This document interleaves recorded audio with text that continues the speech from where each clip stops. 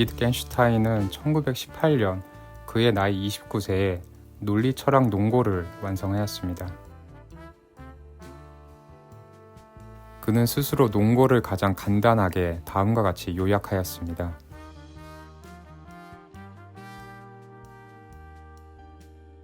여기서 말할 수 있는 것들은 자연과학적 명제이며 이야기할 수 없는 것은 철학적인 명제들입니다. 그는 대범하게도 대다수 철학자들의 형이상학적인 논의는 난센스라고 말하였습니다. 그는 논고를 세상에 던지며 철학의 완료를 선언한 것처럼 보입니다. 만약 모든 철학자들을 아닥시키려는 비트겐슈타인의 도발적인 전략이 성공했다면 철학이라는 학문은 아마 생을 마감했을 것입니다. 그 남자는 거기 없었다는 코엔 형제의 영화입니다. 비트겐슈타인을 먼저 얘기한 이유는 도발적이게도 영화가 비트겐슈타인의 논거를 파괴하는 방식으로 진행되는 것처럼 보였기 때문입니다. 우선 비트겐슈타인의 논거를 거칠게 정리해보고 영화가 논거를 어떻게 파괴해 나가는지 살펴보도록 하겠습니다.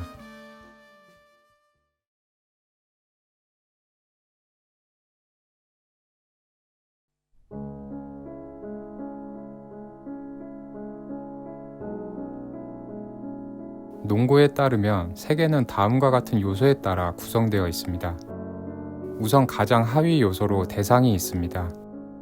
대상은 실체로서 분해될 수 없는 가장 작은 단위를 의미하는 듯합니다. 대상들이 결합하여 사태를 이룹니다.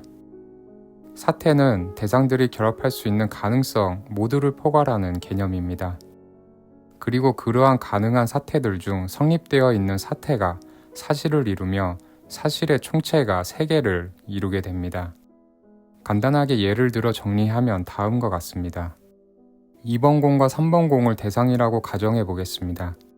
공간적으로 2번 공은 3번 공 왼쪽, 오른쪽, 위, 아래 그 어느 위치에도 있을 수 있습니다. 이는 다양한 사태에 해당합니다. 다양한 사태들 중 2번 공이 3번 공 왼쪽에 있는 것이 참임에 따라 왼쪽 이외의 방향에 있는 사태들이 거짓으로 성립되는 사태가 현현한 것이 사실이고 이러한 다양한 사실들의 총체가 바로 세계입니다. 다음으로 언어에 대해 살펴보겠습니다. 논고에 따르면 그림이 세계를 모사하는 것과 같은 방식으로 언어 역시도 세계를 모사하고 있습니다. 그래서 논고를 그림 이론이라고 부르기도 합니다. 언어의 구성이 어떻게 이루어지는지 살펴보겠습니다. 우선 가장 하위 요소로 이름이 있습니다. 이름은 실제 세계에서의 대상을 지시합니다. 이름들이 연관되어 요소 명제를 이룹니다. 그리고 요소 명제들이 결합하여 명제를 이루게 됩니다. 명제는 현실의 상입니다. 즉, 명제가 바로 현실에 대응되는 것이 아니라 현실을 모사한 상에 대응합니다. 그리고 명제의 참과 거짓은 명제가 모사한 상을 현실과 비교해 현실과 일치하면 참, 일치하지 않으면 거짓이 됩니다. 명제들 중 참인 명제의 총체가 자연과학이며 참과 거짓을 포함한 명제의 총체가 바로 언어입니다. 간단하게 예를 들어 정리하면 다음과 같습니다. 3번 공을 중심으로 2번 공의 위치와 관련된 명제를 다음과 같이 나타낼 수 있습니다. 각각의 명제들은 다음과 같은 그림을 그릴 수 있고 이 그림을 현실과 비교하여 참과 거짓을 가릴 수 있습니다. 현실에서 2번 공이 3번 공 왼쪽에 있다면 명제 3이 참인 명제가 되며 나머지 명제들은 거짓인 명제가 됩니다. 이렇게 참인 명제는 사실이 어떤지 보여주게 됩니다. 결론적으로 비트겐슈타인에게 있어 상을 그릴 수 없고 따라서 참과 거짓을 구분할 수 없는 문장들은 명제가 아니게 되고 따라서 언어가 아니게 됩니다. 따라서 그것은 언어가 아니므로 말해질 수 없고 말해질 수 없는 것이므로 말해서는 안 되며 침묵해야 하는 것입니다.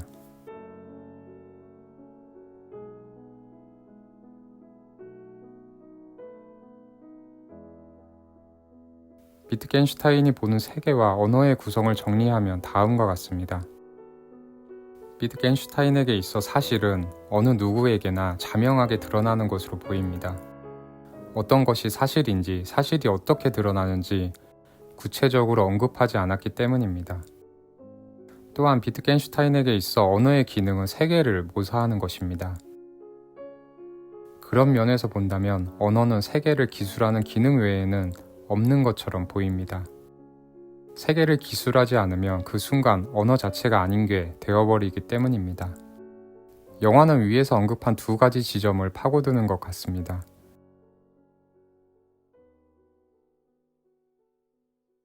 이제 영화의 전개를 살펴보도록 하겠습니다.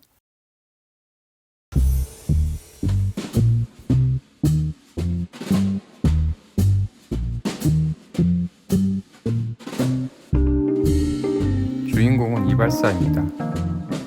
처남이 소유한 이발소에서 처남과 같이 일하고 있습니다. 수다쟁이인 처남과 달리 주인공은 말을 많이 하지 않습니다.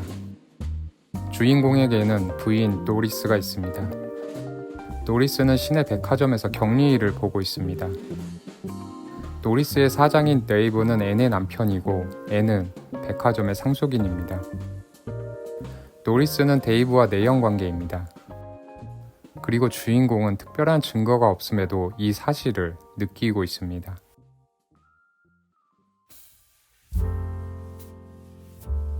어느 날 이발소에 크레이튼이라는 벤처 투자자가 찾아옵니다.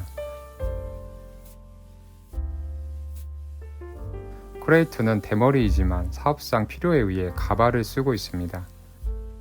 이 장면에서 물론 당연히 영화적이고 메타포적인 의미로만 한정하여 크레이튼은 필요에 따라 사실을 감추거나 왜곡하는 인물이라는 것을 알 수 있습니다.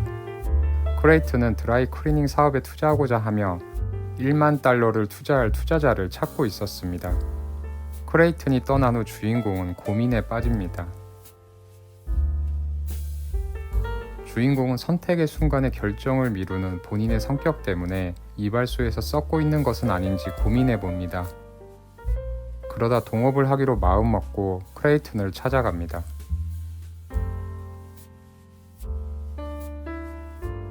주인공은 동업자가 되면 돈을 대는 것 외에 무엇을 해야 하는지 물어봅니다. 크레이튼은 돈을 대는 것 외에 아무것도 하지 않아도 됨을 알려줍니다. 그리고 수익은 정확히 50대 50으로 나누는 것으로 합의합니다. 그 다음 날 주인공은 네이버에게 다음과 같이 협박 편지를 보냅니다.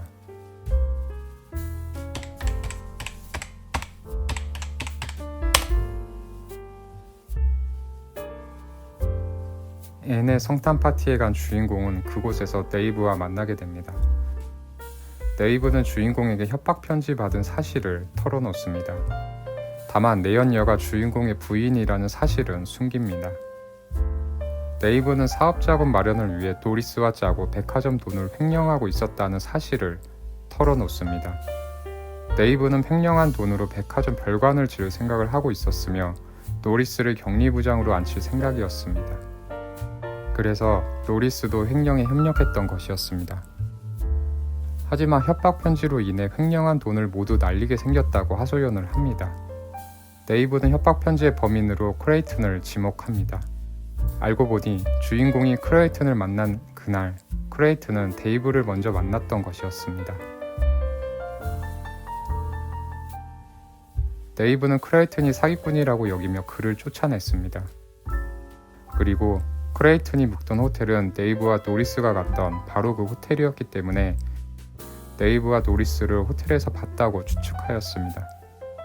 주인공은 1만 달러가 입힐 타격을 생각하면 데이브가 측은해졌지만 노리스의 바람에 상처를 입었기에 데이브에게 편지를 보내 돈을 둘 위치를 지시했고 데이브는 시키는 대로 돈을 지불하였습니다.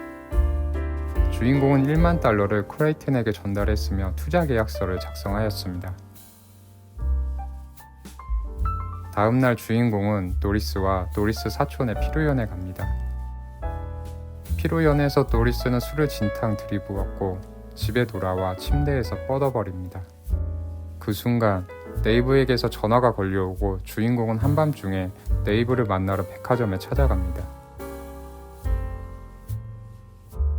네이브는 돈을 건넨 후 다시 크레이튼을 찾아갔다고 말합니다.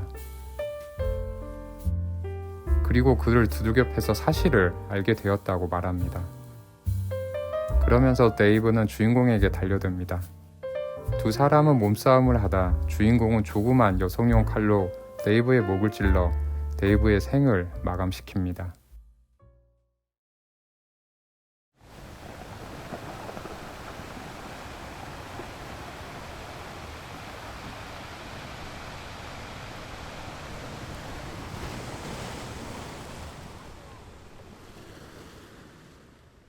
며칠 후 이발소에서 이발을 하고 있던 주인공에게 형사들이 찾아옵니다. 모든 걸 체념하고 있던 주인공에게 형사들은 뜻밖의 말을 내뱉습니다. 데이브가 죽었고 주인공의 부인인 도리스가 살인죄와 횡령죄로 체포되었다는 사실을 전달해 줍니다.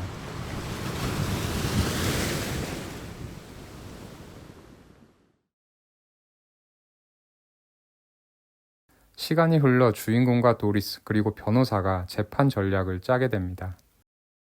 변호사는 데이브를 살해한 범인이 누구인지 관심도 없습니다.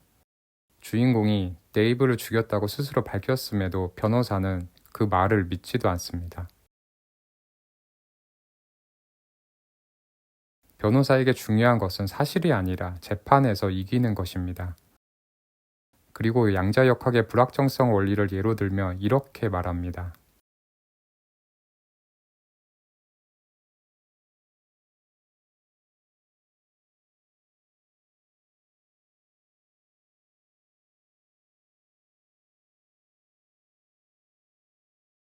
변호사는 사실을 밝히려 하지 않습니다. 도리스의 무죄를 구성하는데 그의 언어를 사용합니다.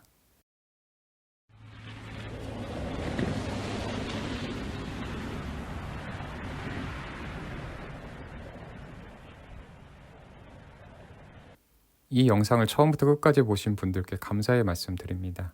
감사합니다.